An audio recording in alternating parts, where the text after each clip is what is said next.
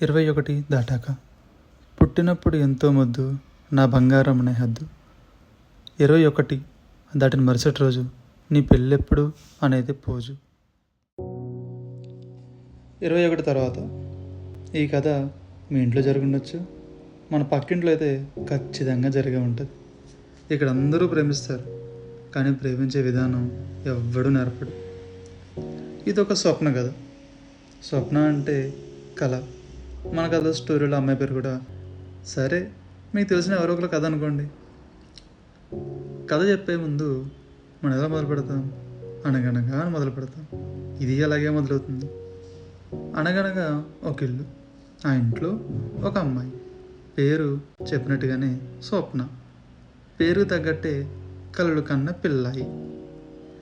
పుట్టినప్పుడు వాళ్ళ నాన్న ఏడ్చాడు, ఆనందంతో ఏడ్చాడు. మా అమ్మ పుట్టింది ఆ ఊరంతా మిఠాయిలు పంచాడు. 3 ఏళ్ళప్పుడు గోడ మీద గీతలు రాసింది. అమ్మ కొట్టలేదు. మా పిల్ల ఆర్టిస్ట్ హే అంది నవ్వుతూ. కానీ అమ్మ ఏడ్చింది. స్వప్న 5వ ఏట బడికి వెళ్ళే రోజు.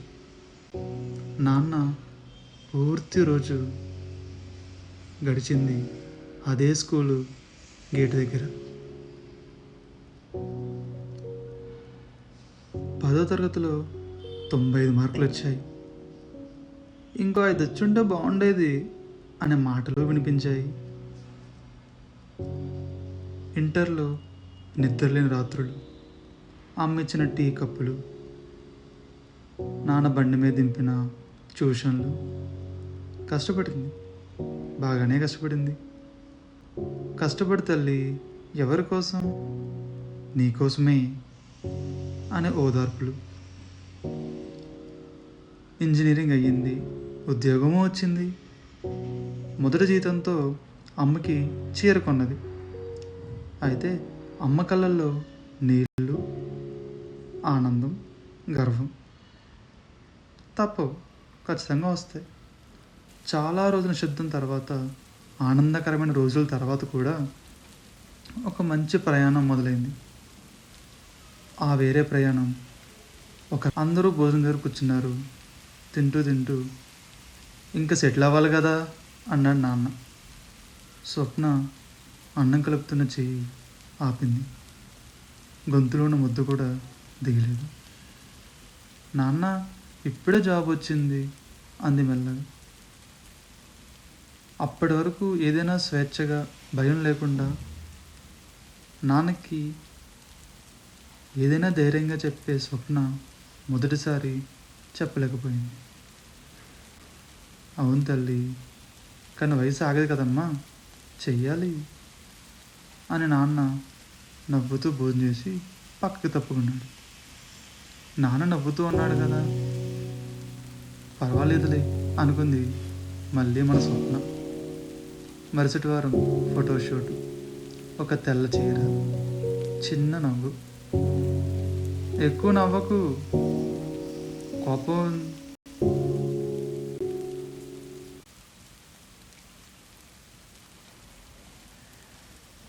ఎక్కువ నవ్వకు, గర్విష్ట అనుకుంటారు అనే సలహా వెంటనే వచ్చింది. బయోడేటాలో ఎత్తు, రంగు, జీతం, గోత్రం అన్నీ ఉన్నాయి.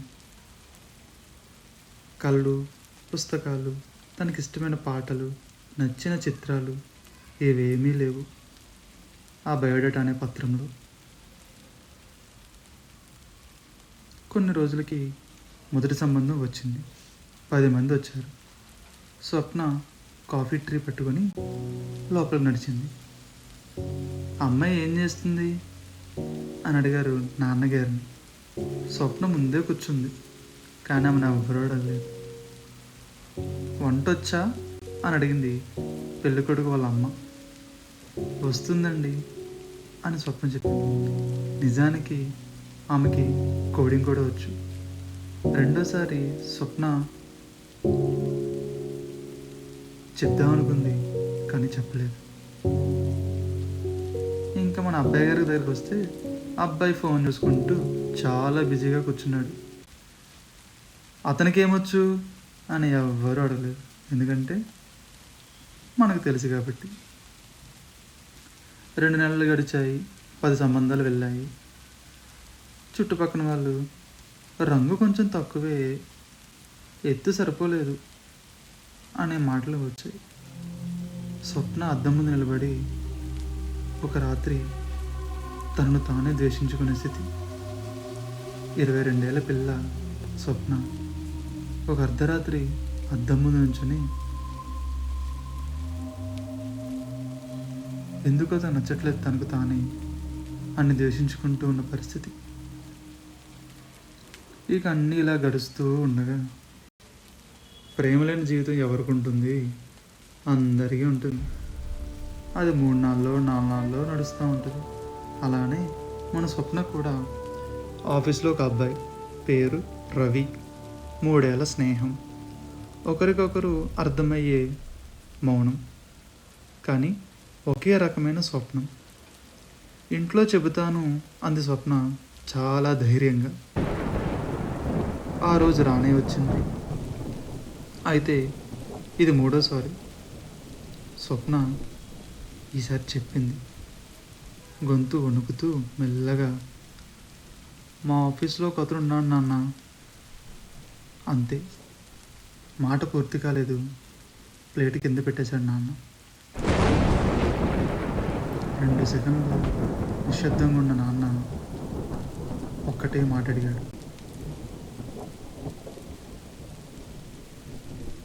కులం. ఆ ఒక్క పదం ఆ ఇంట్లో పిడుగులా పడింది. స్వప్న చెప్పిన ఆ తర్వాత ఆ ఇంట్లో నిశ్శబ్దం నిండింది. అని చిన్నప్పటి నుంచి చెప్పిన నాన్న నోరే మా పరువు పోతుంది ఇప్పుడు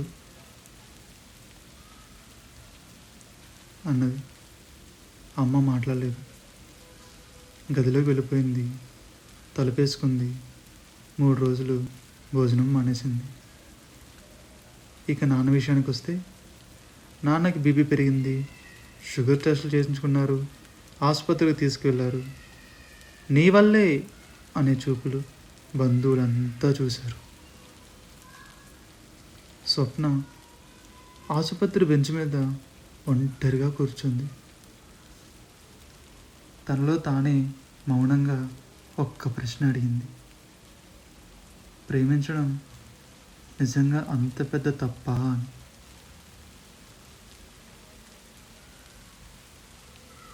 కళ్ళలో నీళ్ళు వచ్చాయి, కానీ ఆ నీళ్ళు బయటికి రాలేదు. 6 నెలలు గడిచాయి. స్వప్న ఒప్పుకుంది.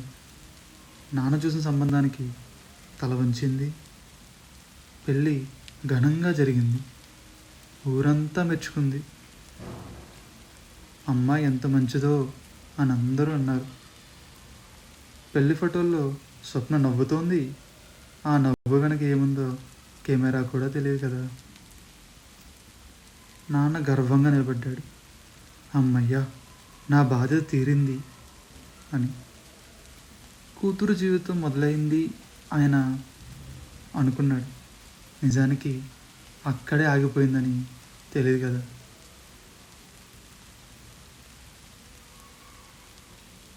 ఇది ఒక స్వప్న కథ కాదు. మన ఊర్లో, ప్రతి ఇంట్లో, మన పక్కింట్లో ఇదే మౌనం. ప్రేమతోనే చేస్తారు, ద్వేషంతో అయితే కాదు. అదే కథలోని అసలైన గాయం.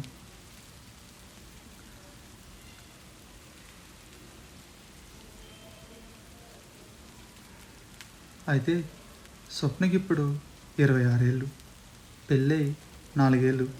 బాగానే ఉంది, బాగానే ఉంది. ఈ మాటలో ఎంతమంది ఆడపిల్లలు దాక్కున్నారో తెలుసా? ఇది మనం అమ్మా నాన్న మీద చేసిన నిందైతే కాదు. మీరు మీకు నచ్చినట్టు పెంచారు, కానీ ఒక్క ప్రశ్న అడిగింది,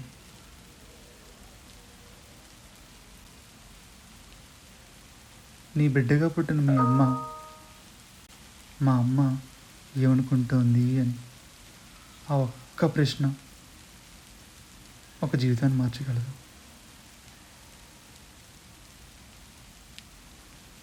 మీ ఇంట్లో ఒక స్వప్నం ఉందా? ఈరోజు ఆమెను అడగండి. మౌనంగా ఆమెను చూడకండి.